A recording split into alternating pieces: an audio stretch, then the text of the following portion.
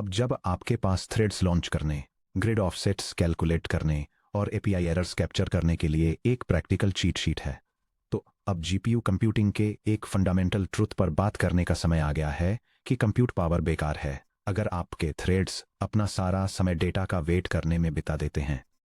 जब बिगिनर्स पहली बार कूडा प्रोग्रामिंग में डाइव करते हैं तो वे अक्सर ये मान लेते हैं कि ब्लेजिंगली फास्ट कोड का सीक्रेट पूरी तरह से मैसिव थ्रेड पैरेललिज्म में है। अगर मैं किसी प्रॉब्लम पर 100,000 थ्रेड्स लगा दूं तो लॉजिक के हिसाब से इसे मेरे सिंगल थ्रेडेड सीपीयू कोड से 100 टाइम्स फास्ट चलना ही चाहिए। लेकिन जैसे ही आप रियल वर्ल्ड कर्नल्स लिखना शुरू करते हैं, आप जल्दी ही एक ऐसी दीवार से टकरा जाते हैं जिसे कंप्यूटर आर्किटेक्चर में मेमोरी वॉल कहा जाता है। आपके पास हजारों अरिथमेटिक लॉजिक यूनिट्स यानी एएलयूज हो सकते हैं जो हर second trillions of floating point operations यानी टी फ्लॉप्स परफॉर्म करने के कैपेबल हों। लेकिन अगर उन एएलयूज को लगातार डेटा नहीं मिल रहा है क्योंकि हार्डवेयर दूर के मेमोरी चिप्स से वैल्यूज फेच कर रहा है, तो आपका जीपीयू अपनी थियोरिटिकल परफॉर्मेंस के एक बहुत छोटे से फ्रैक्शन पर ही काम कर पाएगा। ऐसे कर्नल्स बनाने के लिए जो वाकई आपके हार्डवेयर को उसकी एब्सोल्यूट लिमिट तक पुश कर सकें, आपको यह समझना होगा कि multi tiered GPU memory architecture में डेटा कैसे मूव करता है। इस सेक्शन में हम जीपीयू मेमोरी की फिजिकल और लॉजिकल लेयर्स को डिसेक्ट करेंगे। इस बात को एग्जामिन करेंगे कि हार्डवेयर इंजीनियर्स ने इतनी कॉम्प्लेक्स हायरार्की क्यों डिजाइन की, और उन रॉ स्पीड और बैंडविड्थ मैट्रिक्स को देखेंगे जो यह तय करते हैं कि आपका कूडा कोड कितना फास्ट एग्जीक्यूट हो सकता है। Section break, retracing our steps यानी सीपीयू कैशेज से जीपीयू वीरैम तक। इससे पहले कि हम एक मॉडर्न ग्राफिक्स कार्ड के इंटरनल मेमोरी टीयर्स को एक्सप्लोर करें, आइए इस हार्डवेयर लेआउट को उन कॉन्सेप्ट्स से वापस कनेक्ट करते हैं जिन्हें हम इस बुक में पहले ही कवर कर चुके हैं। The host memory hierarchy chapter 16.1। जब हमने स्टैंडर्ड सीपीयू प्रोग्रामिंग को देखा था तो हमने देखा कि कैसे प्रोसेसर एक छोटे फास्ट L1 कैश, थोड़े बड़े L2 कैश, एक शेयर्ड L3 कैश और आखिर में सिस्टम रैम DDR4 या DDR5 पर रिलाई करता है। सीपीयू मेमोरी सिस्टम को मुख्य रूप से लेटेंसी कम करने के लिए डिजाइन किया गया है ताकि यह सुनिश्चित किया जा सके कि एक सिंगल थ्रेड को उसका डेटा कम से कम क्लॉक साइकिल्स में मिल जाए। Physical GPU वीरैम interfaces chapter 19.3। जब हमने हार्डवेयर आर्किटेक्चर को एक्सप्लोर किया था तो हमने GDDR6 जो RTX 4090 जैसे कंज्यूमर ग्राफिक्स कार्ड्स में यूज होता है और HBM3 यानी हाई बैंडविड्थ मेमोरी जो NVIDIA H100 या B200 जैसे एंटरप्राइज एक्सीलरेटर्स में यूज होती है, उनके बीच कंपैरिजन किया था। हमने देखा कि जहां सीपीयू रैम सिंगल थ्रेड्स के लिए लो लेटेंसी को प्रायोरिटी देता है, वहीं जीपीयू मेन मेमोरी थ्रूपुट को प्रायोरिटी देने के लिए अल्ट्रा वाइड बसेज और 3D स्टैक्ड सिलिकॉन डाइस का यूज करती है, जिससे एक साथ हजारों थ्रेड्स को भारी मात्रा में डेटा डिलीवर किया जा सके। Basic memory allocations chapter 21। पिछले रेफरेंस सेक्शन में आपने क्यूडा मैलॉक और क्यूडा फ्री जैसे स्टैंडर्ड रन टाइम फंक्शंस का यूज किया था। जैसा कि अब आप जानते हैं, क्यूडा मैलॉक जीपीयू की ऑफ चिप वीडियो मेमोरी में स्पेस एलोकेट करता है, जिसे ग्लोबल मेमोरी के रूप में जाना जाता है, जबकि क्यूडा मैलॉक आपके डेटा एरेज के लिए एक convenient single linear address space provide करता है। ग्लोबल मेमोरी असल में सीधे जीपीयू चिप में बने एक गहरे मल्टी टीयर मेमोरी इकोसिस्टम का सिर्फ बाहरी हिस्सा है। Section break, logical abstractions versus physical hardware. Clean high performance CUDA code लिखने के लिए आपको लॉजिकल मेमोरी स्पेस यानी आप C++ में कोड कैसे लिखते हैं और फिजिकल मेमोरी हार्डवेयर यानी सिलिकॉन पर बिट्स वास्तव में कहां रहते हैं के बीच के अंतर को समझना होगा। जब आप एक क्यूडा कर्नेल लिखते हैं तो प्रोग्रामिंग मॉडल आपको डेटा कहां रहता है इसे कंट्रोल करने के लिए डिस्टिंक्ट कीवर्ड्स और वेरिएबल स्कोप्स देता है। डिवाइस वेरिएबल्स जिन्हें ग्लोबल स्कोप में रखा जाता है, शेयर्ड एरेज जिन्हें एक ब्लॉक के भीतर एलोकेट किया जाता है, स्टैंडर्ड लोकल वेरिएबल्स जिन्हें एक थ्रेड के कर्नेल फंक्शन के अंदर डिक्लेयर किया जाता है। अंडर द हुड कूडा कंपाइलर NVCC और जीपीयू हार्डवेयर ड्राइवर्स मिलकर काम करते हैं ताकि इन लॉजिकल एब्स्ट्रैक्शंस को जीपीयू के अंदर स्पेसिफिक फिजिकल कंपोनेंट्स पर मैप किया जा सके। यह diagram GPU logical memory spaces की मैपिंग को उनके फिजिकल हार्डवेयर इंफ्रास्ट्रक्चर के साथ दिखाता है, जिसमें थ्रेड प्राइवेट, ब्लॉक शेयर्ड और ग्रिड ग्लोबल स्कोप्स शामिल हैं।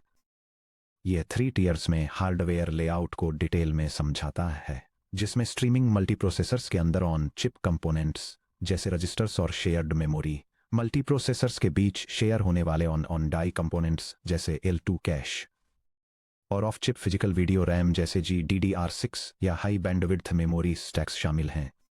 एक हार्डवेयर इंजीनियर या सिस्टम्स डिजाइनर के रूप में आप जीपीयू को एक पिरामिड की तरह देखते हैं। पिरामिड के बेस पर बड़ी और relatively slow of chip memory होती है। पिरामिड के टॉप पर टाइनी और बहुत ही ज्यादा fast on chip flip flops और स्टैटिक रैम SRAM सेल्स के एरेज होते हैं जो सीधे हर स्ट्रीमिंग मल्टीप्रोसेसर SRAM के अंदर एम्बेडेड होते हैं। Section break, the complete GPU memory landscape. चलिए पूरी हायरार्की को बॉटम अप तरीके से समझते हैं और देखते हैं कि हर लेयर पर कैपेसिटी, लेटेंसी और एक्सेस स्कोप्स कैसे बदलते हैं। यह text diagram GPU memory hierarchy को इलस्ट्रेट करता है, जिसमें registers, shared memory, L2 cache और ग्लोबल मेमोरी को कंपेयर किया गया है। यह हायरार्की के हर लेवल पर लेटेंसी, बैंडविड्थ और स्टोरेज कैपेसिटी के बीच के ट्रेड ऑफ्स को दिखाता है और यह हाईलाइट करता है कि प्रोसेसर के करीब वाली फास्टर मेमोरी की बैंडविड्थ ज़्यादा होती है, लेकिन ग्लोबल मेमोरी के कंपैरिजन में इसकी कैपेसिटी बहुत कम होती है। The GPU memory hierarchy comparison matrix. नीचे दी गई table modern Nvidia GPU architectures जैसे कि एम्पियर, एडा लवलेस और हॉपर या ब्लैकवेल में प्राइमरी मेमोरी स्पेसेस को समझाती है। यह टेबल जीपीयू आर्किटेक्चर में अलग अलग मेमोरी टाइप्स को उनके logical scope, life time, physical location, latency, bandwidth और एक्सेस प्रिविलेजेस के बेसिस पर कंपेयर करती है। First, register file memory thread private होती है और थ्रेड के लाइफ टाइम तक रहती है। ऑन चिप SRAM के अंदर लोकेटेड, इसकी लेटेंसी 0 से 1 clock cycles, bandwidth 100 terabytes per second से ज्यादा और इसमें रीड राइट प्रिविलेजेस होते हैं। Second, shared memory thread block life time के साथ ब्लॉक शेयर्ड होती है। SRAM के अंदर ऑन चिप SRAM पर लोकेटेड, इसकी लेटेंसी अप्रोक्सीमेटली 20 से 30 साइकिल्स, बैंडविड्थ अप्रोक्सीमेटली 10 से 20 प्लस टेराबाइट्स पर सेकंड और इसमें रीड राइट प्रिविलेजेस होते हैं। Third, L1 data cache dynamic, hardware manage life time के साथ SRAM शेयर्ड होती है। SRAM के अंदर ऑन चिप SRAM पर लोकेटेड, इसकी लेटेंसी अप्रोक्सीमेटली 20 से 30 साइकिल्स, बैंडविड्थ अप्रोक्सीमेटली 10 से 20 प्लस टेराबाइट्स पर सेकंड होती है और यह कैश मैनेज्ड होती है। Fourth, constant memory application life time के साथ ग्रिड वाइड होती है। ऑफ चिप VRAM में लोकेटेड लेकिन ऑन चिप कैश्ड, इसकी लेटेंसी हिट होने पर 0 से 1 साइकिल्स या मिस होने पर अप्रोक्सीमेटली 400 प्लस साइकिल्स होती है, जो रीड ओनली कर्नल एक्सेस के साथ ब्रॉडकास्ट के जरिए हाई बैंडविड्थ प्रोवाइड करती है। फिफ्थ, टेक्सचर या read only memory application life time के साथ ग्रिड वाइड होती है।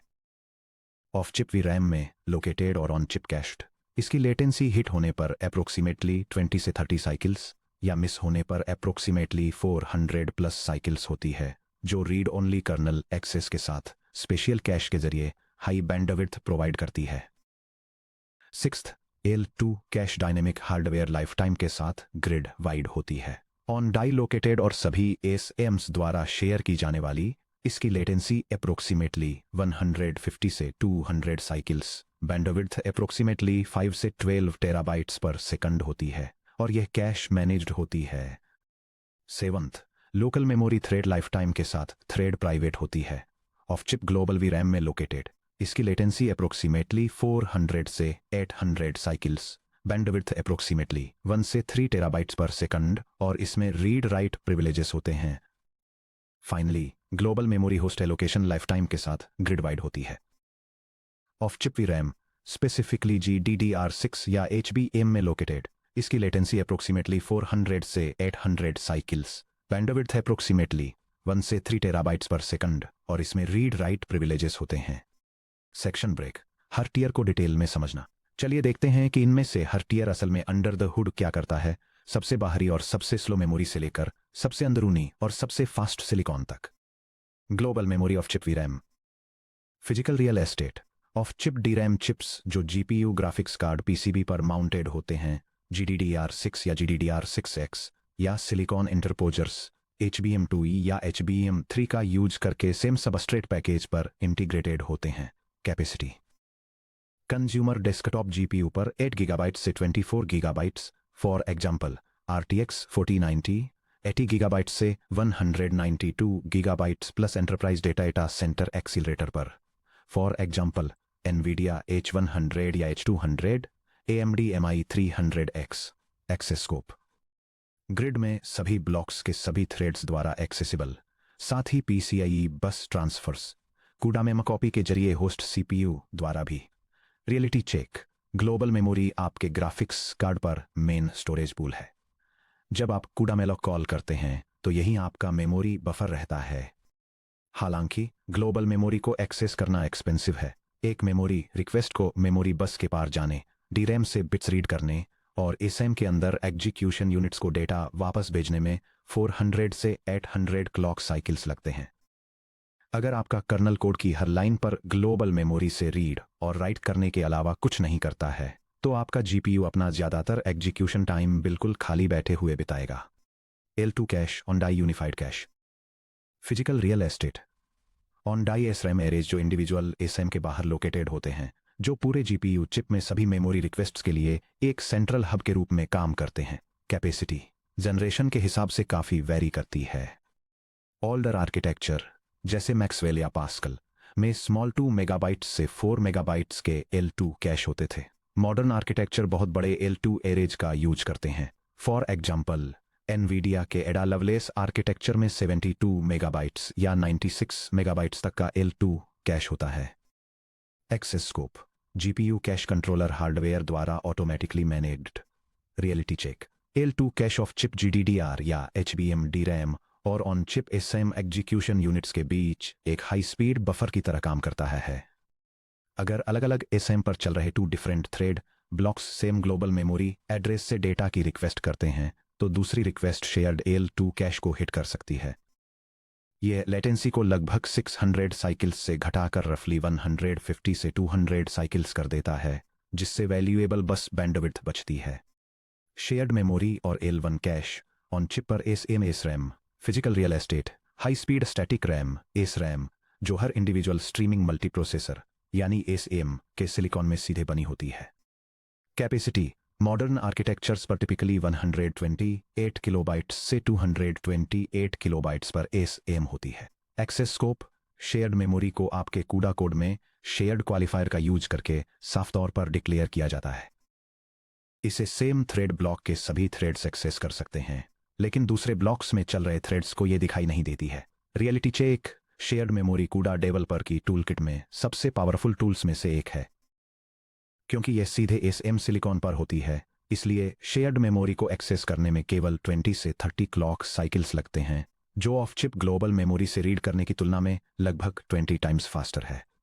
इसके अलावा क्योंकि modern Nvidia architectures L1 data cache और शेयर्ड मेमोरी दोनों के लिए एक यूनिफाइड हार्डवेयर स्ट्रक्चर का यूज करते हैं, इसलिए आप अक्सर ये कॉन्फ़िगर कर सकते हैं इस फास्ट SRAM पूल को कैसे डिवाइड किया जाए। उदाहरण के लिए एक्सप्लिसिट शेयर्ड ब्लॉक एरेज के लिए 96 किलोबाइट्स रिजर्व करना और hardware managed L1 cash Mrs के लिए 32 किलोबाइट्स छोड़ना।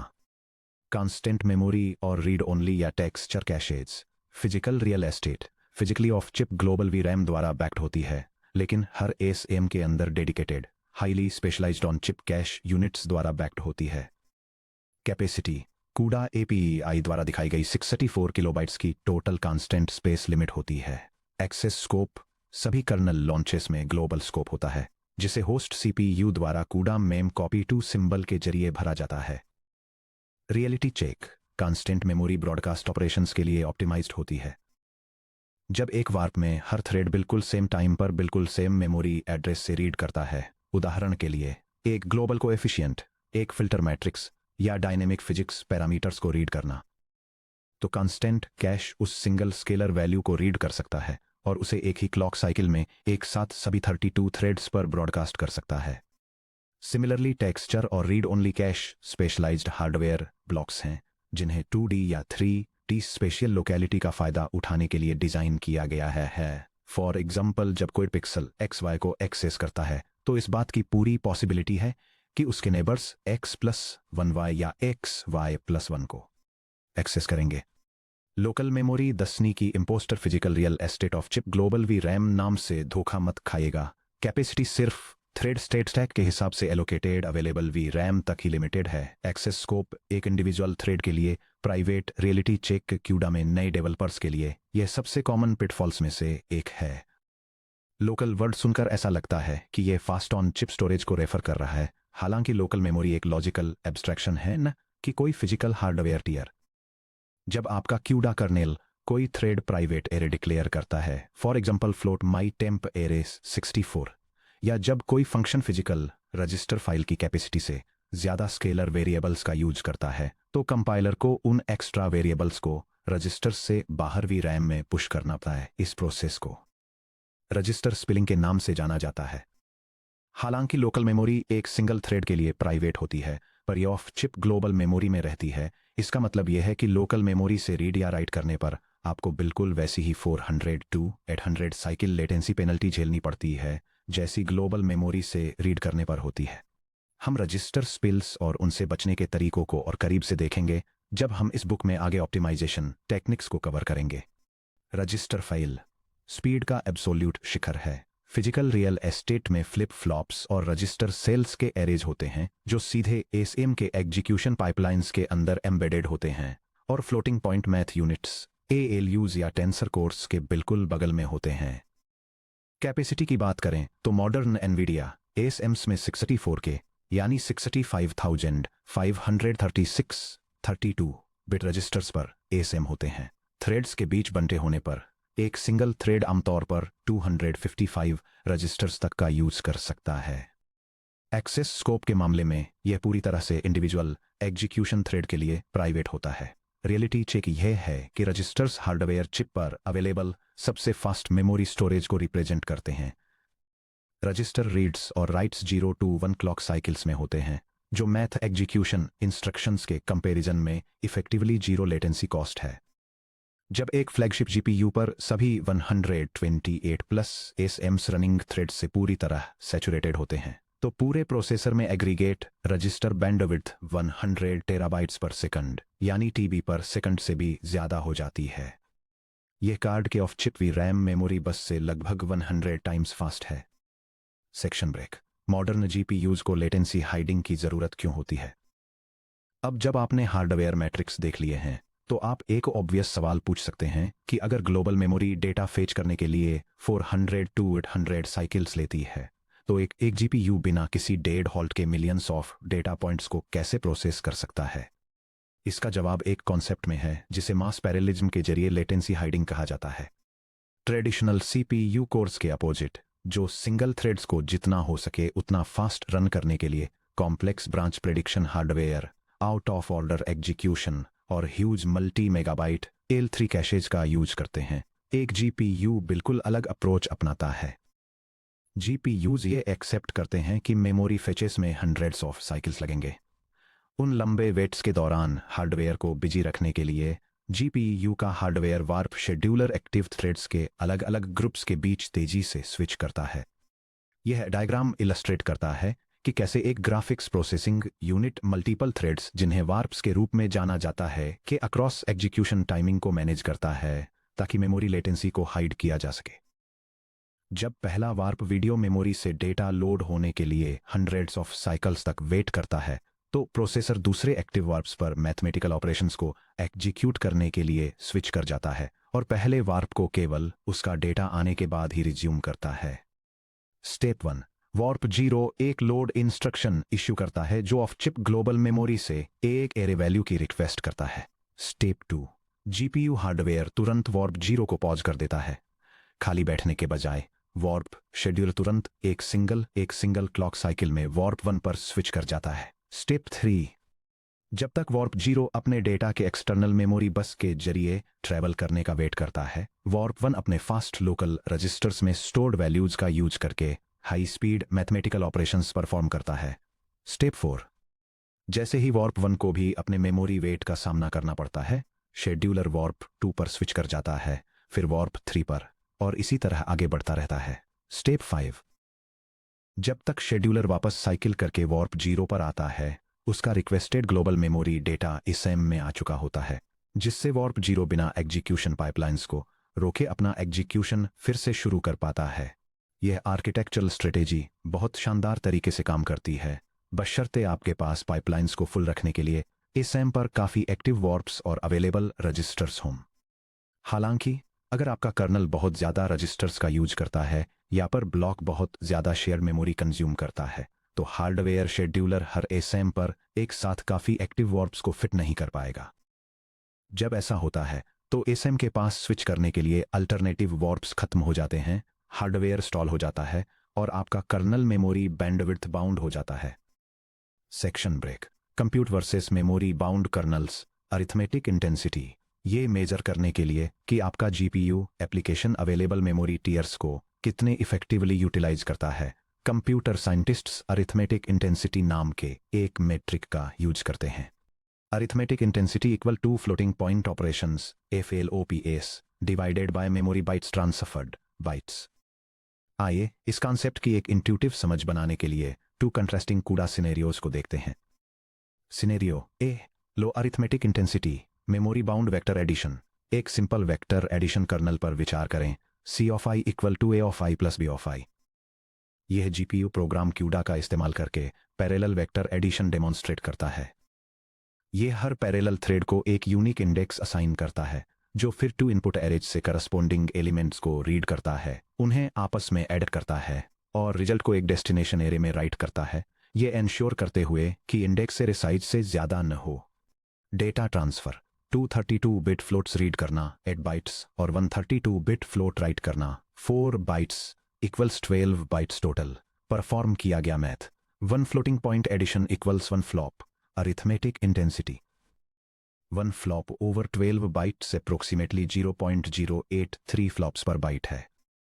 चूंकि यह कर्नेल ग्लोबल मेमोरी से फैच किए जाने वाले हर बाइट डेटा के लिए बहुत कम मैथ परफॉर्म करता है, इसलिए इसकी एग्जीक्यूशन स्पीड इस बात से लिमिट होती है कि VRAM कितनी तेजी से डेटा डिलीवर कर सकता है, न कि इस बात से कि ASM कितनी तेजी से एडिशंस परफॉर्म कर सकता है। यह सीधे मेमोरी वॉल से टकराता है। Scenario B, high arithmetic intensity जैसे मैट्रिक्स मल्टीप्लिकेशन या स्टेंसिल इटरेशंस। अब एक ऐसे कर्नेल के बारे में सोचिए जो एक मैट्रिक्स स्टाइल को fast on chip shared memory या रजिस्टर्स में लोड करता है और फिर मल्टीप्लाई एक्यूमुलेट ऑपरेशंस परफॉर्म करने के लिए उन लोडेड नंबर्स को दर्जनों बार रीयूज करता है।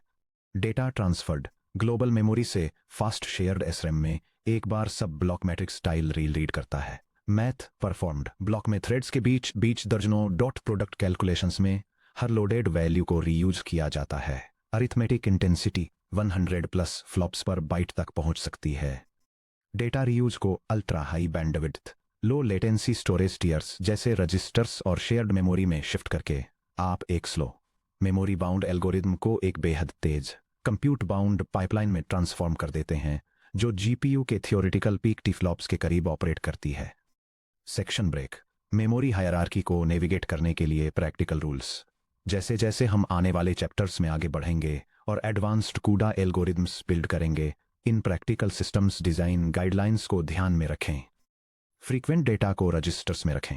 लोकल स्केलर्स, काउंटर वेरिएबल्स और लूप इंडिसेस जब भी पॉसिबल हो रजिस्टर्स में ही रहने चाहिए। लोकल वेरिएबल्स के पॉइंटर्स लेने से या थ्रेड्स के अंदर बड़े लोकल एरेज बनाने से बचें, जो कंपाइलर को डेटा को स्लो लोकल मेमोरी में स्पिल करने के लिए फोर्स करते हैं। शेयर्ड मेमोरी के जरिए डेटा को रीयूज करें। अगर एक ब्लॉक के अंदर मल्टीपल थ्रेड्स को ग्लोबल मेमोरी के सेम रीजन को एक्सेस करने की ज़रूरत है, जैसे कि स्टेंसिल अपडेट्स, इमेज कन्वोल्यूशन या मैट्रिक्स ब्लॉक्स, तो डेटा को एक बार शेयर्ड मेमोरी में लोड करें, ब्लॉक को सिंक्रोनाइज करें और फास्ट ऑन चिप SRAM पर अपने ऑपरेशंस परफॉर्म करें। ग्लोबल मेमोरी एक्सेस को कोलैस करें। जब थ्रेड्स को ऑफ चिप ग्लोबल मेमोरी से रीड या राइट करना हो, तो ये श्योर करें कि एक वार्प में adjacent threads consecutive memory addresses को एक्सेस करें। यह हार्डवेयर मेमोरी कंट्रोलर को उन सेपरेट रिक्वेस्ट्स को एक single efficient 128 byte memory transaction में कंसोलिडेट करने की परमिशन देता है। ब्रॉडकास्ट के लिए कॉन्स्ट या रीड ओनली कैशे का फायदा उठाएं। उन डेटा पैरामीटर्स के लिए कॉन्स्ट रिस्ट्रिक्ट पॉइंटर्स या कांस्टेंट मेमोरी का यूज करें जो कई थ्रेड्स द्वारा एक साथ रीड किए जाते हैं, लेकिन कर्नेल एग्जीक्यूशन के दौरान कभी मॉडिफाई नहीं होते हैं। Section break. हार्डवेयर लैंडस्केप की इस टॉप डाउन अंडरस्टैंडिंग के साथ हम जीपीयू मेमोरी सिस्टम के इंडिविजुअल टीयर्स को डिटेल में एग्जामिन करने के लिए रेडी हैं। अगले section 22.2 registers, ultra fast on chip memory और थ्रेड प्राइवेट स्टोरेज कंस्ट्रेंट्स में हम हायरार्की की एब्सोल्यूटली फास्टेस्ट लेयर यानी ऑन चिप थ्रेड रजिस्टर्स में डाइव करेंगे। हम एग्जामिन करेंगे कि रजिस्टर फाइल एस एम के अंदर फिजिकली कैसे स्ट्रक्चर्ड है। पर थ्रेड रजिस्टर बजट्स कैलकुलेट करेंगे। कंपाइलर फ्लैग्स का यूज करके रजिस्टर यूसेज को कैसे इंस्पेक्ट करना है ये देखेंगे और सीखेंगे कि स्लो लोकल मेमोरी में कॉस्टली रजिस्टर स्पिलिंग को कैसे रोकना है।